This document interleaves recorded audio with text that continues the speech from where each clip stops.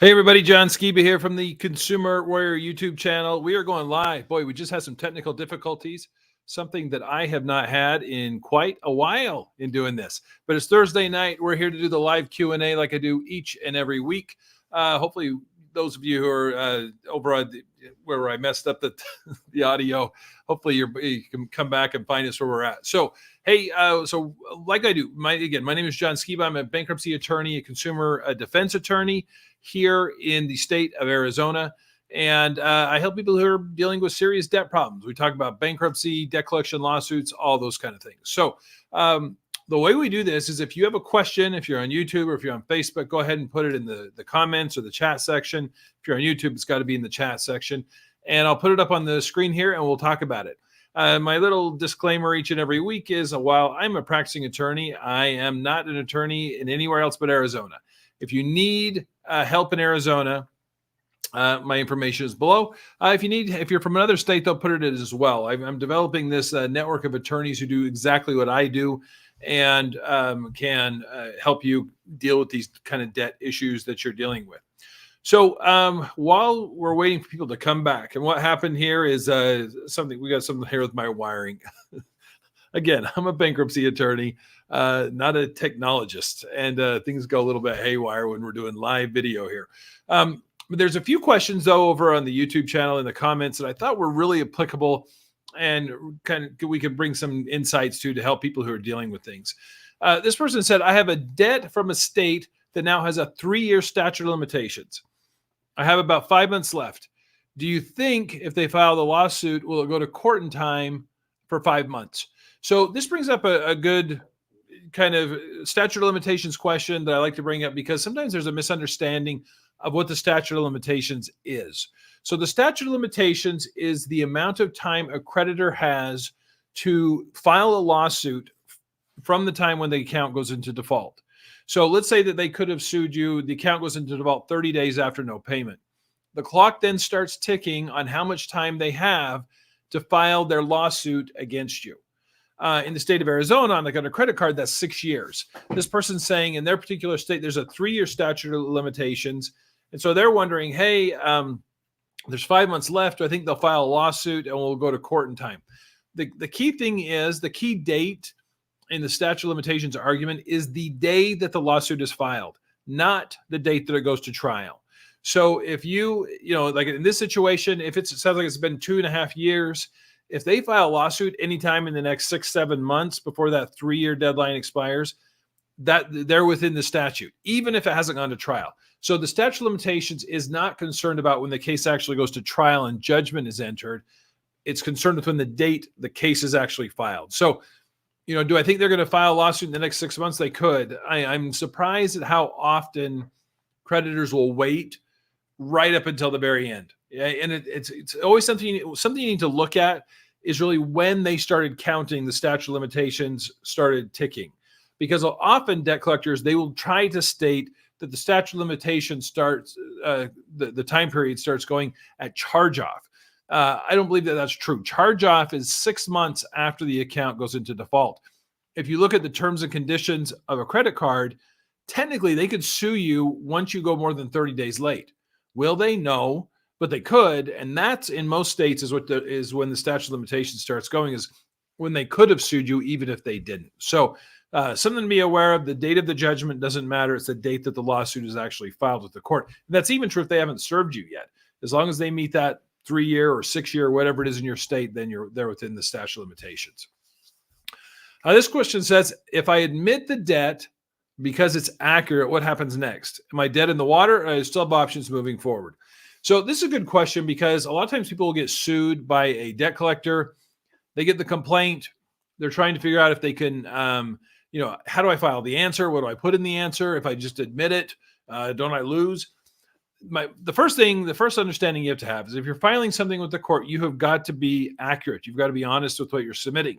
You don't want to file something that's a misrepresentation to the court. You're going to cause more problems than you're going to solve there. However, I always say you need to be painfully accurate. If it's a junk debt buyer and you don't have independent knowledge as far as how they got that particular account, or if they haven't provided you proof, which is usually what it is at that stage, it's fine to say that you deny that they're the owner of it, or it's fine to say that you need more information before you can admit or deny it. Same thing like with the dollar amount, unless you have independent knowledge as far as how they came up with that specific dollar amount, it's okay to say you don't have sufficient information, so you don't admit or deny at this point. So, but if it's an original creditor lawsuit, those are more difficult to win. Let's say American Express is suing you, and really there's not much dispute as far as the amount. Those are cases you should try to settle. Dead in the water means you don't have any options. Your options are really then to either settle the debt or look at a bankruptcy option to get rid of it. So those are the kinds that you just got to kind of change, the definition of win, what we're going to do to get this resolved so that you're not dealing with this creditor going forward. The next one said, I have a case that is set for trial in March, and Bank of America, original creditor with Bank of America. Can they introduce any evidence, affidavits, contracts, or statements without producing a witness at the trial? So this is a good question. And some of you, I talked about this on, I think last week on the live stream, that I had a trial and it was with a junk debt buyer, and they showed up and they didn't have any witnesses. Now, some jurisdictions do allow documents of certain types and categories to be admitted without authentication. So the rules of evidence in most states require that the document be authenticated by someone who is competent, someone who has knowledge about how the document was created, when it was created, how it's been stored, if it was done in the normal course of business. Arizona typically does not follow that. There's a couple exceptions. One is in what's called compulsory arbitration, which is different from like AAA arbitration that we talk about. But also they have these kind of abbreviators called the FASTAR system. This is very Arizona specific. And I only bring it up because there may be something in your jurisdiction that allows certain documents to come in. Usually it's things like medical records, utility bills, things where there's not going to be a lot of dispute about, whether they're legitimate or not. Business records, though, particularly in a credit card case, what I have seen in other jurisdictions, and I've seen in Arizona, if there is a little carve out of the rules of evidence where they don't need a witness, it still says that it's the type of document that can be admitted via Rule 803(6), which is the business records exception to the hearsay rule in the rules of evidence. 803(6), subsection D, requires a witness, requires someone with knowledge to be able to authenticate the document. So I have successfully always argued that. Even when someone comes in and says, hey, this should just come in under this little carve out, I always say, yeah, but it says here under 803(6), and if we look at subsection D there, it does say there's got to be a witness. And so I'm bringing all that. I mean, that's really getting into the weeds of things a bit. But my point is, usually the answer is no. They've got to have a witness. That's what trials are for, is so because without a witness, you can't cross-examine them. If they're just saying, hey, judge, take these documents and take them into evidence and let us know who's going to prevail on that. The problem is you can't really test the authenticity of the document. You can't test the information because you can't cross-examine the witness. So you should object to that. I think they've got a big problem. If Bank of America is going to show up, no witnesses, no affidavits, anything like that. Affidavits at a trial should be objected to as hearsay. Hearsay is any kind of out-of-court statement, whether it's a verbal or an oral type statement, or even if it's in writing. Because if you think about it, what an affidavit really is, an affidavit is a written statement. It's sworn. They sign it. It's got the little jurat at the bottom where they're testing that it's accurate. So a lot of times creditors and people say, oh, it's, this has been a sworn statement. This should just be able to come in. Essentially, what the creditor is doing, in this case, Bank of America, is saying, hey, judge, look at this affidavit that I brought here. This is what this person says. Just listen to that. It's no different than saying, hey, judge, you know what so-and-so told me out in the hall? You should take that as evidence. Because it's an out-of-court statement, you can't cross-examine the person in the affidavit because they're not there. So you subject to hearsay. And I don't know if I've ever not had that sustained. An affidavit shouldn't come in. That's an out-of-court statement for sure. And you can object to that. So hopefully some of that will help. Let's see here. Let's jump into some of the questions that we got in the chat section already. Let's see here. Robert says, hi, John. I went to court, but the judge sided with the debt buyer. So I appealed, but it's been 6 months and nothing yet. What's next? This is, I only laugh because appeals take forever. Even Justice Court Appeals in Arizona, or the amount in disputes under $10,000, 6 months is par for the course. If it's in the Court of Appeals in Arizona, just get ready for a year. You're probably halfway through it. So once you file an appeal, you've got to look at the appellate procedures for your particular court and in your particular state, because the appellate courts usually don't joke around. You miss one, you miss it by a day, you're dead. So usually what happens though is you file your notice of appeal, an appellate brief is submitted to the court, and then the court can either set it for oral argument to hear argument. But what usually happens is they just issue a written ruling, and it just comes in the mail one day. So really, as long as you have complied with the timeliness of the notice of appeal and you've submitted the briefs and everything like that the court requires, you should be fine. You're just really waiting at that point. There's no new trial. It's really the court's looking to see, did the judge abuse his discretion? Did the judge abuse, not follow the rules of evidence, whatever it is, and then the court will issue a ruling based upon that. Destin says, my wife has over $5,000 in medical bills, and my credit card debt is over $30,000. Can we file Chapter 7 as a couple? How does that work? Yes, you can file as a couple. I typically recommend married couples file together. It's not necessary, and frankly, we file for one spouse every day. In community property states like Arizona, there's only, I think, 9 community property states.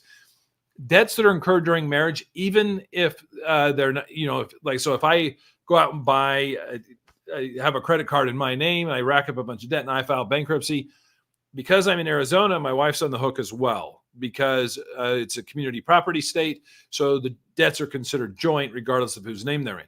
So I typically recommend that you do file jointly, just because sometimes there is some joint liability there. It's not required. You're going to want to talk to an attorney, particularly in your state, could let you know generally what the laws are there.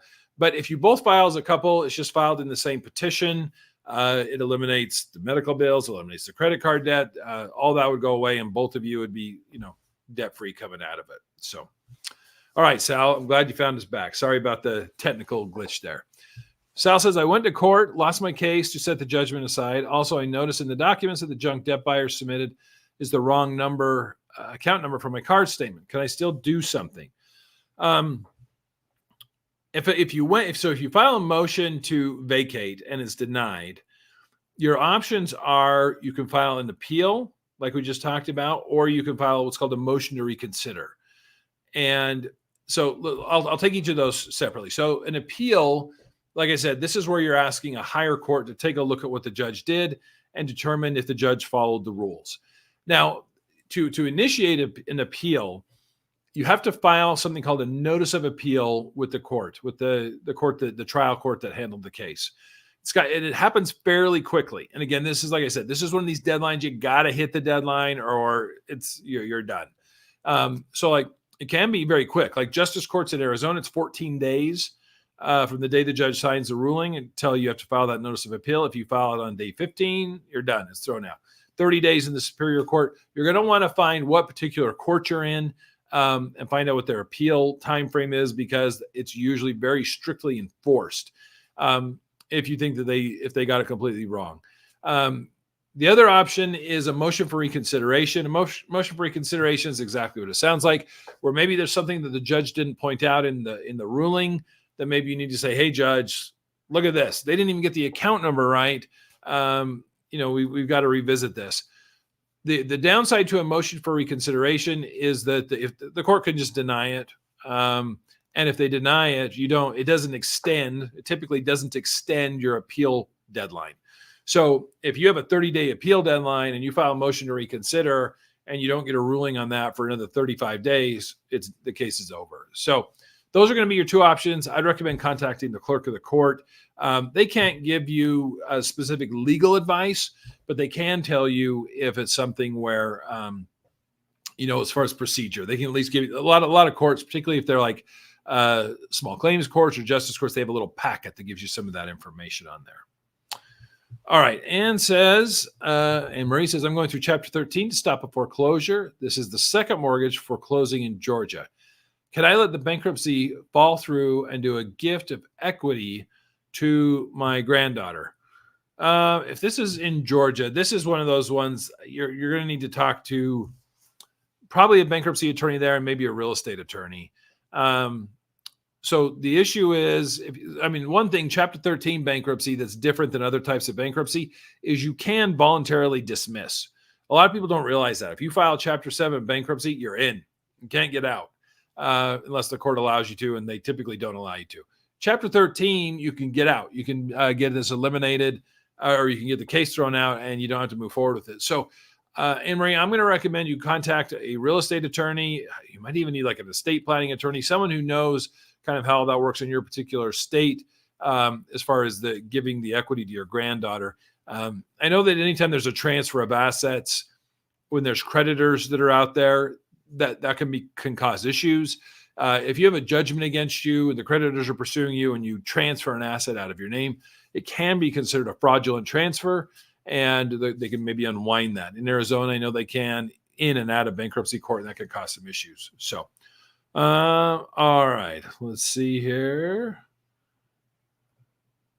Just wanted to say thank you. You and Jean are amazing handling my Chapter 7. It was a very stressful time. Well, thank you. Apparently this is client, which is good. We don't have all the names on there, but thank you. Jean's my paralegal, and she's awesome. She is amazing. She's been doing this a long time.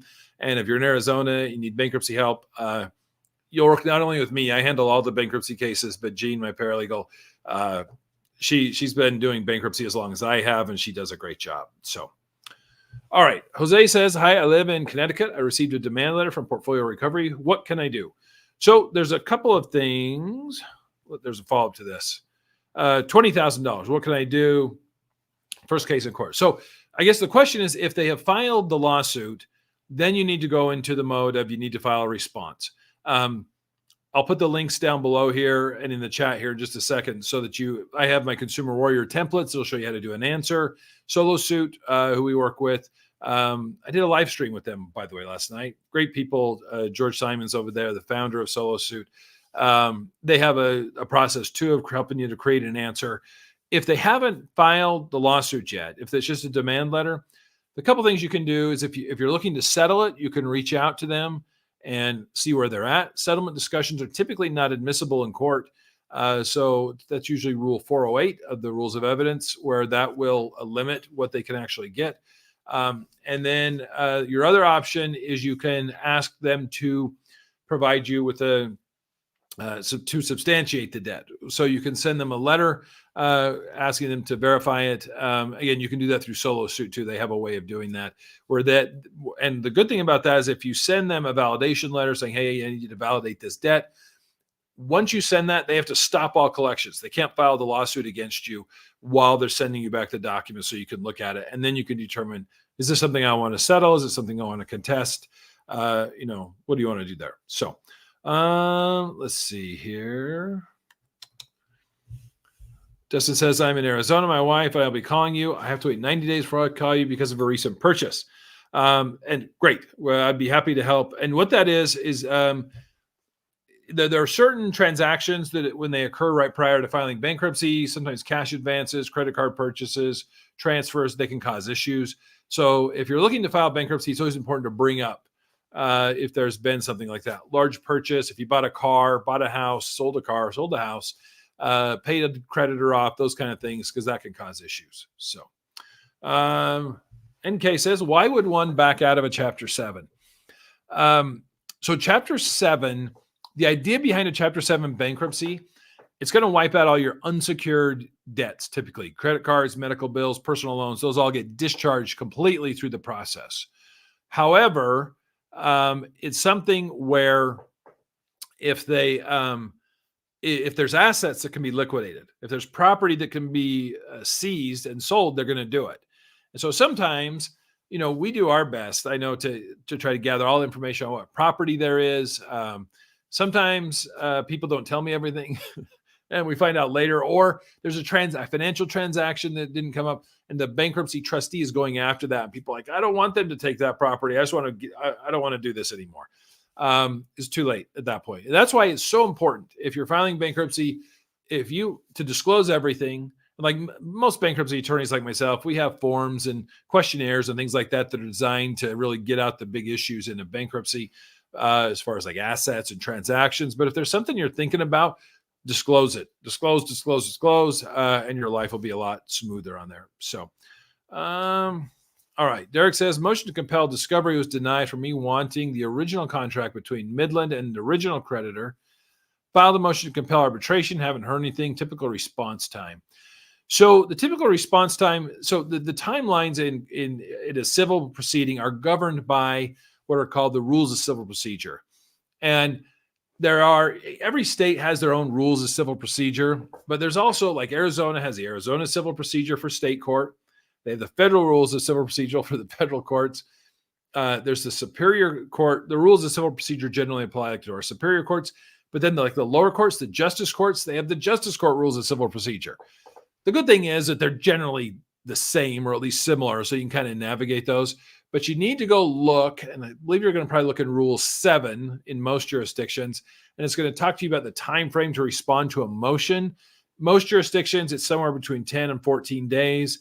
Some, usually if it's under 11 days, it's 10 business days. If it's over 11 days, it's calendar days, just to make things as complicated as humanly possible. That's what we do best. And so you're probably looking somewhere around 2 weeks, because the other side has to respond to it. That time frame has to expire, and then the court will issue a ruling on it at that point. So, all right, let's see here. Spencer says, I'm 25, somewhere between $15,000 to $20,000 in credit card debt. Do I have enough debt to file Chapter 7? Stopped being able to make payments and fell behind about 3 months ago. Okay, so this is a question I get quite a bit. Do I have enough debt to file for bankruptcy? This question, attorneys always joke. The answer to everything is, well, it depends. It depends on your ability to repay. As far as, you're falling behind now, and then you need to look at what's causing you to fall behind. Is that something that's likely to continue? Is your income going to go up? Are your expenses going to go down? Is there a way that you can get this caught up? I mean, 15 to 20,000. I mean, you're right at the threshold there where I see most bankruptcy cases being filed. Most people that I file for, they have $20,000 to $100,000 in credit card debt. However, I have filed bankruptcies for people who've had 10. Those are rare, because typically in those kind of cases, it's somewhere where their situation is such that it's not going to change. There's no way they're going to ever be able to pay it back. Maybe it's someone on a very limited income, Social Security, something like that. So, 15 to 20 grand, I mean, you could probably grind that out if you had sufficient income to do it over the next 3 years. And that's usually the time frame I look at. If it's something where you're like, no, I have currently, my situation is such that the situation is not going to change. My income's not going to go up. And I'm just going to end up with a bunch of lawsuits. Then I think it's a decent option. That's something, again, talk to an attorney about specifically, to see exactly what it is that they're, if it's something where they think that you can get out of this using something like a debt snowball. I've talked about Dave Ramsey before. I'm actually certified through Dave Ramsey's organization. I've always do my little name dropping. I have had dinner at Dave Ramsey's house, and he was even there. I believe in that approach to it. I just know that bankruptcy is necessary sometimes. So if you haven't looked at Financial Peace University, which is a Dave Ramsey program, again, I don't have any affiliation. I was just certified through their program. It's something I recommend taking a look at. To me, it's the next best option. I recommend that before any type of like debt consolidation, debt settlement companies. I don't find that those are very effective for people, and actually sometimes make it way worse. So that's what I'd look at. All right, this question is a bankruptcy question. It said, can you change employment after the 341 but before discharge? So the 341 meeting is the one meeting you typically have in a bankruptcy case. 341 refers to the section of the bankruptcy code, 11 USC, section 341, that requires that this meeting be held with you and your bankruptcy trustee. The meeting is called the meeting of the creditors. It's very rarely a meeting of the creditors. It's usually a meeting with you, your attorney, and the bankruptcy trustee.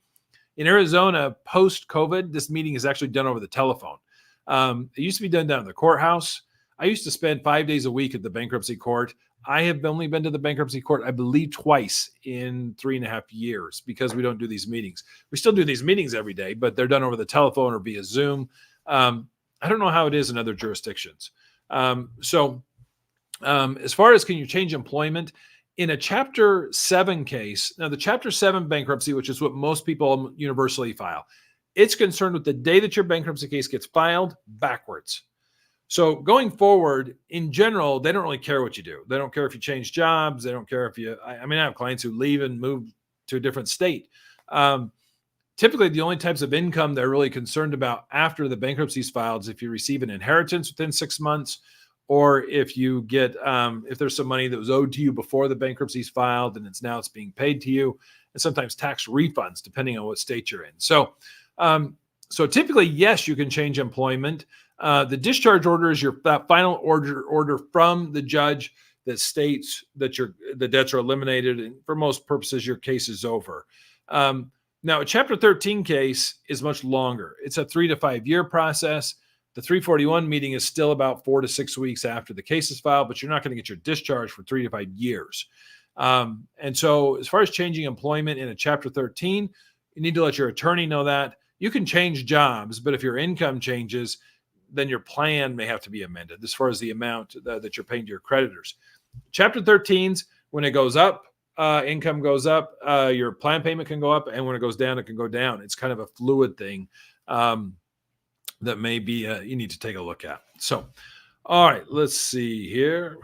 Daniel says, quick question. I've been getting calls and texts from people claiming to be United Recovery Solutions. The info they gave me was bogus, and from 2007, I asked to file a fraud claim. So, anytime you get anything from a debt collector, and this is why the Fair Debt Collection Practices Act has this validation. Look, and it looks like, Daniel, you're doing it. You told her you're disputing on FDCPA. She hung up on me. I could tell you this. It's something where if they are unwilling to validate the debt, if they just hang up on you, or I heard one the other day. Someone called in and said, "Hey, what if I told the person I want them to validate a particular debt, and they said to me, no, don't do that, or don't talk to an attorney." If they're doing stuff like that, that's not a legit collection agency. Legit collection agency law offices, they're going to follow the FDCPA because they know that they could get smacked for not doing it. And so if it's something where it's just a random text, email, there's that validation process where you can request it, that they validate the debt. And if they don't do it, I would be hesitant. I for sure wouldn't give them any money until they can validate the debt. And if they're unwilling to do it, they're probably something that's not legitimate. Look at this. Thank you for that. That's awesome. I think you set a new record for contributions to the site here. I really appreciate that. John, thank you for saving money in court. Your videos assisted me with a lawsuit with Midland. I did ask for a motion to compel arbitration, and they dropped the case. You really saved me thousands of dollars. Small gesture. Thank you. No, I sincerely appreciate it. I'm glad you were able to get your case resolved. Awesome. I'm glad to hear that. I like to hear the success stories of people who are able to use some of these approaches to deal with the debt. And like I always say, get it in the rearview mirror. Thank you for supporting the channel. This one says $5,000 in credit card debt, $32,000 in student loans, 7 kids, $4,000 a month income. Should I file bankruptcy? I'm being pursued for $2,000. I had to choose between feeding the family and paying the bills for a year now. Good question. And I know that's a tough situation. Sorry to hear you're going through that. I'm going to borrow something, since I was just talking about Dave Ramsey, something that he talks about. And that is the principle called the 4 walls. The things you need to take care of first, if you don't have enough income to cover your monthly expenses, we need to look at the 4 walls. You need to pay for those things, for housing, for utilities, gas, groceries, that kind of stuff first, before you pay any credit cards. If there's not enough, and the credit cards can be annoying, and they know that they don't have a whole lot of power. That's why they have to do lawsuits and things like that, because until they sue you, there's typically not a whole lot they can do. So they get to be crazy annoying, and the collection agencies get to be very annoying. And so what you want to do is focus on feeding your family. Don't ever skip groceries to pay the stupid credit cards. Focus on those 4 walls. I would talk to an attorney in your situation. Now, the thing here is the credit card debt, that's going to go away in a bankruptcy. The student loans may not go away, but they might. I've talked about this before on the channel. Right now is a unique time because the bankruptcy code has not changed, but the way that the Department of Education and the U.S. Attorney's Office as far as the way that they're handling the student loans, or the request, I should say, for the student loans to be discharged is different. And if you can show hardship, particularly if you've been able to pay on the loans in the past and you've made a good faith effort to try to get it resolved, then I think it's something where you might want to look at it. You need to talk to an attorney for sure on this, because really, otherwise, if the student loan debt doesn't go away, which there's a presumption that it will not go away, you're going to get rid of $5,000 in credit card debt and stop the lawsuit, which is something, because if they get a judgment, they're going to be able to garnish. But it's something where definitely go talk to someone. Most bankruptcy attorneys do free consults. If you're in Arizona, feel free to give me a call at the number below. We'll talk about it. But it's something where I would be kind of on the fence there unless we're able to get rid of that student loan debt as well. So, all right, let's see what the Dark Emperor has to say. I have a business that might have to be liquidated due to insolvency. There is a working capital loan with $46,000 balance only in the name of the LLC. Is it likely they'll come after me personally? So, these capital loans, they're brutal. These loans where they're kind of predatory loans for businesses because the businesses are in a tough spot. They can't make payroll, or, they're trying to keep the doors open. And so they come in and they offer these loans. And sometimes they're repaid daily, or they do an automatic debit every day or every week out of your account. And I see a lot of people get into some really tough spots with these. Now, with these types of loans, as far as whether you're personally liable on the loan, that is contractual. So you need to go back and look at the note, the promissory note, all the documents related to it, and see if you ever signed as a guarantor. If you ever signed, or if you signed like joint and several liability with you and the LLC. I can tell you it's rare there's not a personal guarantee on this, because they know if the business shuts down, if the LLC closes, there's nothing they can do. They can't collect. But if there's not a personal guarantee, then it's something where their only avenue is to collect against the company. If the company shuts down, then there's not a lot going on. You might want to talk to an attorney in your particular state, because there's some different approaches as far as if the LLC is dissolved. Usually if an LLC is dissolved, the liabilities of the company then transfer to its members. So you don't want to really close down the LLC without talking to somebody first. But your first step is for sure is to look at that contract, see if there's a personal guarantee in there, and what that could do for you. This is kind of a cool thing. I don't know how many of you have looked at ChatGPT online, this artificial intelligence. Something that's kind of cool is you can upload documents and you can ask it questions about them. So not that it's 100% foolproof, but I can tell you we're using a different program that the base of it is ChatGPT, but it's set up for lawyers so that the personal information is more protected of our clients. But I'll upload documents and say stuff like this. Hey, here's this 50-page document. Tell me what the personal guarantee provisions are on it. Boom, it spits them out immediately and shows what it is. So that may be a way. I mean, you can just look at it too. but the technology is kind of cool that allows you to throw that in there. So that's kind of cool. So, all right, let's see what Joe Blow says. It says, if a creditor gets a lien on your house after a default judgment, will filing Chapter 7 remove the lien? There's conflicting information regarding this. Some sites say yes, and some say no. So in a Chapter 7 bankruptcy, so it gets a little bit complicated, but I can tell you usually yes. The way that it works is in a Chapter 7 case, you can eliminate liens that impair your homestead. So if you have a house, let's say you have a mortgage on it, and then you're going to have to look for what the homestead is in your particular jurisdiction. And if the lien impedes on that homestead exemption at all, then you can wipe it off in a Chapter 7 bankruptcy. That's something you will need an attorney with, is to be able to get rid of that. But absolutely. So these are the types of liens that can be removed in bankruptcy, are what we call non-consensual liens, judgment liens. A consensual lien is like a mortgage, a HELOC, home equity line of credit, or let's say like that business loan over there. Sometimes business loans, they'll have you sign off on a deed of trust or some type of lien on your property. Those are consensual liens where you have agreed to, you've offered the home as collateral for the loan.